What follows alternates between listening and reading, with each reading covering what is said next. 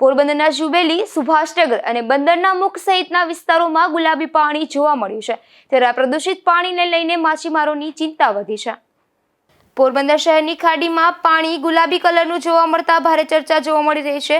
આ પાણી કોઈ કેમિકલ્સ ફેક્ટરી દ્વારા છોડવામાં આવ્યું છે કે પછી કુદરતી રીતે પાણીનો રંગ બદલાયો છે, જેને લઈને ભારે ચર્ચા જોવા મળી રહી છે. આ પ્રકારની ઘટના અવારનવાર બનતી હોવાનું પણ કહેવાય છે. જેતપુરના સાણી ઉદ્યોગનું પાણી દૂષિત પોરબંદરના દરિયામાં ઠાલવવાના પ્રોજેક્ટ સામે સેવ પોરબંદર સી સંસ્થા સહિત પોરબંદરની ભારે વિરોધ થયો છે.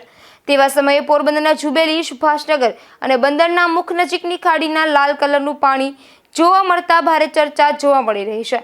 તો બીજી તરફ ખાડીમાં ગુલાબી કલરનું પાણી જોવા મળતા માછીમારો પણ ચિંતામાં જોવા મળી રહ્યા છે. આ મુદ્દે પ્રદૂષણ નિયંત્રણ બોર્ડ દ્વારા પાણીના સેમ્પલ લઈ અને તપાસ કરવામાં આવે તેવી માંગ પણ પ્રબળ બની છે. અશોક થાનકી, ગુજરાત ન્યૂઝ, પોરબંદર.